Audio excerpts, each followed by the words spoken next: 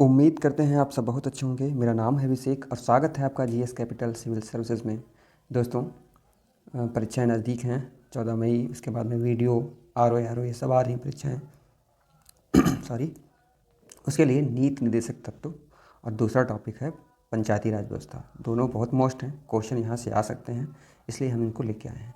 तो दोस्तों, राज्य के नीति निर्देशक जो तत्व होते हैं इनका उल्लेख भाग 4 में, ठीक है, अनुच्छेद 36 से 51 में है। ठीक। और ये वही आयरलैंड के संविधान से जो लिए गए थे। और एक संविधान विशेषज्ञ हैं, ठीक है, ग्रेनविल ऑस्टिन, इन्होंने नीति निर्देशक तत्व एवं मूल अधिकारों को संविधान की मूल आत्मा कहा है। ठीक है, तो कभी मूल अधिकारों को कहा है, मतलब मूल अधिकारों को क्वेश्चन आ जाए फिर भी इन्होंने मूल आत्मा कहा है, और नीति निर्देशक तत्वों को भी कहा है। ठीक है, तो प्रमुख नीति जो निर्देशक तत्व हैं आज हम उनको देखते हैं। इनकी प्रकृति हम आपको समझा दें। जो भी 36 से 51 तक निर्देशक तत्व हैं ये आर्थिक एवं समाजवादी सिद्धांत नंबर 1, गांधीवादी सिद्धांत और उदारवादी सिद्धांत, ये 3 भागों में बटे हैं। मैं पहले मोटा मोटा बता दूं कि आर्थिक और समाजवादी अगर जो सिद्धांत की बात करेंगे तो इसमें अनुच्छेद जो 38, 39, 41, 42 और 43 ए आ जाता है। ठीक है, अगर गांधीवादी सिद्धांत की बात करेंगे तो अनुच्छेद 40, 43 और 46, 47, 48 और जो 48 ए आ जाता है। अगर जो उदारवादी सिद्धांत की बात करेंगे तो अनुच्छेद 44, 45, 50 और 51। ठीक है, आइए समझते हैं। वीडियो ज़्यादा बड़ा ना हो इसलिए शॉर्ट में देखेंगे। हम बात कर लेते 36 की। ठीक है, तो 36 में दिया गया है राज्य की परिभाषा। ठीक। अच्छा, अब यहाँ पे राज्य की परिभाषा क्यों, देखो ये जो भी हमें डीपीएसपी मिले हैं वो राज्य का जो कर्तव्य है ना कि राज्य जो ऐसा करेगा, तो राज्य कौन कौन है, तो राज्य को परिभाषित किया गया है 36 में। ठीक है, वो कोई संस्था भी हो सकती है, ठीक है, वो कोई समिति भी हो सकती है, वो सरकार भी हो सकती है ना, वो कोई सरकार का जो उपक्रम भी हो सकता है, इसलिए 36 में राज्य की परिभाषा दी गई है। उसके बाद में 37 की बात करेंगे तो इस भाग में समाहित सिद्धांतों को लागू करना, मतलब किस कंडीशन में ये भाग लागू होगा। हालांकि 37 बहुत मोस्ट नहीं है, पूछेंगे नहीं यहाँ से। उसके बाद में आते हैं 38 पे। ठीक है, 38 को देखते हैं, राज्य द्वारा जन कल्याण के लिए सामाजिक व्यवस्था को बढ़ावा देना। ठीक है, इसमें समझ लो, देखिए नीति, राज्य के नीति जो निर्देश देते हैं कि वे लोक कल्याण की अभिवृद्धि करके ऐसी सामाजिक व्यवस्था की स्थापना करें जिसमें प्रत्येक व्यक्ति के लिए सामाजिक, आर्थिक, राजनीतिक न्याय सुनिश्चित हो। ठीक है, यद्यपि ये संविधान की प्रस्तावना में भी जो निहित है। समझ में आई रही बात। तो 38 में क्या है कि राज्य जन कल्याण के लिए सामाजिक व्यवस्था को बढ़ावा देगा। ठीक है, मतलब ऐसी दशाएं बनाएगा जिसमें आर्थिक, राजनीतिक और सामाजिक न्याय सुनिश्चित हो सके। ठीक है, तो सामाजिक, आर्थिक, सामाजिक न्याय किस में है, तो 38 में है, ये ध्यान रखना। और ये समाजवादी सिद्धांत के अंतर्गत आता है। अनुच्छेद जो 39, राज्य द्वारा अनुसरण किए जाने वाले कुछ नीति सिद्धांत। ठीक है, 39 में क्या है कि राज्य को विशेषता अपनी नीति इस प्रकार संचालन करने का निर्देश देता है जिससे कि किसी भी पुरुष, स्त्री यानी कि सभी नागरिकों को समान रूप से जीविका के पर्याप्त साधन प्राप्त हो सकें। समझ में आया। तो जीविका के पर्याप्त साधन प्राप्त हों, वो किस में कहा गया है, अनुच्छेद 39 में कहा गया है। ठीक है, जैसे समुदाय के भौतिक संसाधनों का स्वामित्व और नियंत्रण इस प्रकार बटा हो जिससे सामूहिक हित का सर्वोत्तम रूप से साधन, मतलब वो सबका उस पर अधिकार होना चाहिए। ठीक है, जैसे इसी, ये बहुत मोस्ट है, ध्यान रखना। 39 वाला मैं बात कर रहा हूँ, 39 की। ठीक है, 39 थोड़ा सा टाइम तो लगेगा ही, लेकिन समझ लो 39 में ये बात की गई है कि पुरुषों और स्त्रियों दोनों का समान कार्य के लिए समान वेतन। ठीक, समझ में आया। ये बहुत पूछते हैं समान कार्य के लिए समान वेतन, तो 39 में है। अच्छा, मैं बार बार कहता रहता हूँ कि आप आर्टिकल को या कोई भी चीज़ हो उसको इतना पढ़िए, इतना रिवाइज करिए कि ये जो है ना अंक हैं, अंक 39, ये खुद तुमसे प्रतीकात्मक रूप से कहने लगें कि नहीं, समान कार्य के लिए समान वेतन 39, 39, 39। समझ रहे हो। वैसे याद करने का क्या एक प्रेशर है भाई, 39 में, 39 में, 39 में। जब हम कई बार पढ़ते हैं ना तो चीज़ें सांकेतिक रूप से मेरे मन में बैठ जाती हैं और हम उन्हें पहचानने लगते हैं। ठीक है, तो यहाँ पे क्या, ये सबसे मोस्ट है कि समान कार्य के लिए समान वेतन। ठीक है, दूसरा है पुरुष और स्त्री कर्मकारों के स्वास्थ्य और जो शक्ति का तथा बालकों की सुकुमार अवस्था का दुरुपयोग ना हो, वो इसी में बात की गई है। ठीक है, और ठीक है, इतना ही, वरना बहुत लंबा हो जाएगा। आगे बात करेंगे 39 ए की, तो यहाँ पे ये भी बहुत मोस्ट है। 39 ए में क्या है, समान न्याय एवं निःशुल्क कानूनी सहायता, बहुत ही मोस्ट है। ठीक है, समान न्याय सबको होगा और निःशुल्क कानूनी सहायता पाने का अधिकार 39 ए में ही है। ठीक है, आगे बात कर लेंगे 40 की। ठीक है, तो 40 में क्या है, ग्राम पंचायतों का गठन। मैंने पहले बताया था कि गांधी जी चाहते थे कि गांव स्तर पे सत्ता स्थापित हो। वही क्या, तो ग्राम पंचायतों का गठन यही 40 के जो अंतर्गत होता है। ठीक, समझ में आ गया।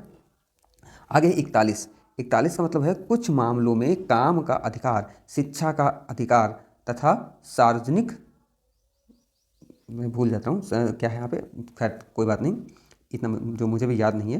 तो ये चीज़ ध्यान रखना कि काम का अधिकार और शिक्षा का अधिकार किस में है, 41 में। अगर बात कर लें कि राज्य अपने आर्थिक सामर्थ्य, राज्य अपने जो आर्थिक सामर्थ्य और विकास की सीमाओं के भीतर काम पाने के, शिक्षा पाने के और बेकारी, बुढ़ापा, बीमारी और निःशक्तता की दशाओं में लोक सहायता पाने का जो अधिकार संरक्षित करे। ठीक है, जैसे शिक्षा का जो अधिकार इसमें हो गया, और बेकारी, अगर कोई बेरोजगार है तो उसको बेरोजगारी भत्ता इसी के तहत दिया जाता है। कोई बूढ़ा है तो जो उसके रहने खाने की जो व्यवस्था सरकार कर सकती है, वही ना, ये निःशक्त तत्व है ना, उस पर है, वो करे चाहे ना करे।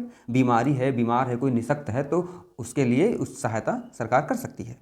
आर्टिकल 42 की बात कर लेंगे तो न्यायोचित एवं मानवीय कार्य दशाओं तथा मातृत्व सहायता के लिए प्रावधान, बहुत मोस्ट है। मातृत्व सहायता के लिए प्रावधान कहाँ है, तो 42 में है। ठीक है, राज्य काम की न्यायसंगत और मनोचित दशाओं को सुनिश्चित जो कराएगा, मतलब काम ऐसा नहीं है कि वहाँ पे मानव को मतलब मानव के विपरीत सारा माहौल है और काम वहाँ पे हो, नहीं, काम करने की दशाएं हों, वहाँ पे क्या हो, कहीं पे छाया भी होनी चाहिए, पानी की भी व्यवस्था होनी चाहिए। अगर बच्चे हैं, महिलाएं काम कर रही हैं और बच्चे हैं उनके पास, तो बच्चों की देखभाल की भी व्यवस्था होनी चाहिए। ये आर्टिकल 42 में ही कहा गया है। ठीक है, आगे बात करते हैं 43 में। 43 में कहा गया है कर्मचारियों को निर्वाह वेतन आदि, मतलब यहाँ वेतन की बात की गई है। तो ये 43 है ना, 43 में कई बार मतलब अलग अलग बुक्स में जो मिलता है, यहीं पर कुटीर उद्योग की बात की गई है, यहीं पर जो मनरेगा भी आ जाता है। खास करके क्या है कि राज्य किसी उद्योग में लगे हुए जो उपक्रमों, संस्थाओं या कोई और संगठन हो में प्रबंध में कर्मकारों का भाग लेना सुनिश्चित करता है। ठीक है, तो यहाँ पे कुटीर उद्योग भी आ जाएगा, यहाँ पे मनरेगा भी आ जाएगा। ठीक है, आगे बात करते हैं 43A। तो उद्योग में प्रबंधन में कर्मचारियों की सहभागिता, ठीक है, ध्यान रखना। फिर 43B सहकारी समितियों, ये बहुत मोस्ट है 43B वाला, कई बार पूछा गया है, सहकारी समितियों को प्रोत्साहन, सहकारी समितियाँ यहाँ पे बन सकती हैं।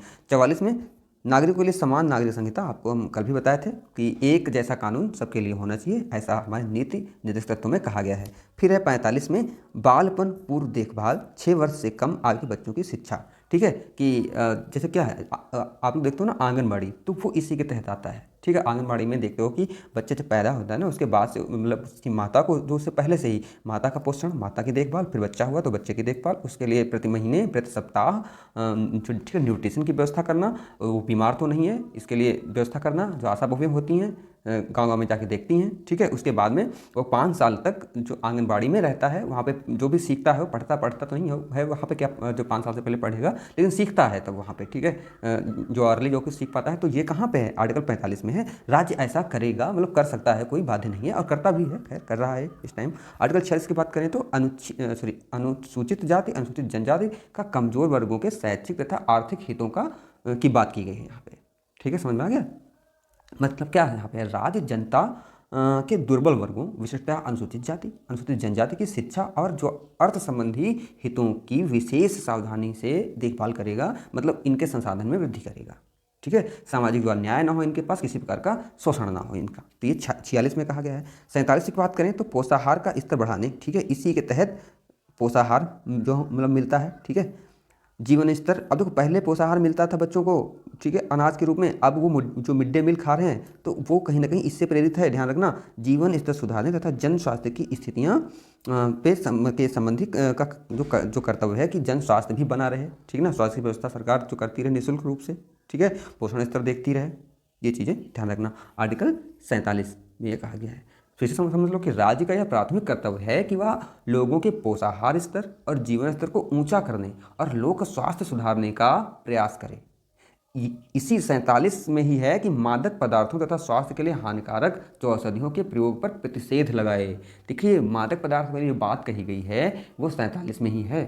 ठीक है, लेकिन वो सरकार करे या ना करे वो उस पर डिपेंड है, क्योंकि ये DPSP है, बाध्य हम नहीं कर सकते हैं। आगे बढ़ते हैं, 48 में बात कर लेते हैं। तो 48 में कृषि एवं पशुपालन का संगठन, ठीक है। कृषि एवं पशुपालन का संगठन मतलब राज्य कृषि और पशुपालन को आधुनिक और वैज्ञानिक प्रणालियों पर संगठित करने का प्रयोग करेगा, जो विशेषकर गायों और बछड़ों तथा अन्य दुधारू पशुओं के सुधार, ठीक है, नस्ल सुधार इसी के तहत होता है, या तथा उनके वध में प्रतिषेध हेतु राज्य कुछ कार्य करेगा। ठीक है, अब वो उस पर डिपेंड है, वो करता है कि नहीं करता है, प्रेजेंट टाइम में हो रहा है, आप देख रहे हैं कैसे हो रहा है। ठीक है, 48A की बात कर लेते हैं। तो 48A में क्या है, पर्यावरण के संरक्षण तथा संवर्धन का प्रयास, ठीक है, साथ ही वन या वन्य जीवों की रक्षा करना। तो ये कहाँ है, 48A में है। 49 की बात कर लेते हैं। तो 49 में कहा है स्मारकों, राष्ट्रीय महत्व के स्थानों तथा वस्तुओं का संरक्षण। समझ गए होंगे, कोई खास नहीं है इसमें। 50 की बात करते हैं, बहुत मोस्ट है, न्यायपालिका का कार्यपालिका से अलगाव, मतलब न्यायपालिका और कार्यपालिका दोनों अलग अलग जो स्तर पे काम करेंगे। ठीक है, ये 50 बहुत मोस्ट है। 51 में बात कर लेंगे तो अंतर्राष्ट्रीय शांति एवं सुरक्षा को प्रोत्साहन, अंतर्राष्ट्रीय शांति एवं सुरक्षा को प्रोत्साहन देगा 51 में। तो ये हमारी नीति निर्देशक तत्व थे। जितना भी मैं यहाँ पे ठीक बता दूँ, टाइम कम ही पड़ जाएगा बहुत। पता है, नीति निर्देशक तत्वों का क्लास पूरा 2 घंटा हो सकता है। ठीक है, खैर 1-2 फैक्ट मैं और जो बता दूँ। चलिए अगला वीडियो में बताते हैं। धन्यवाद।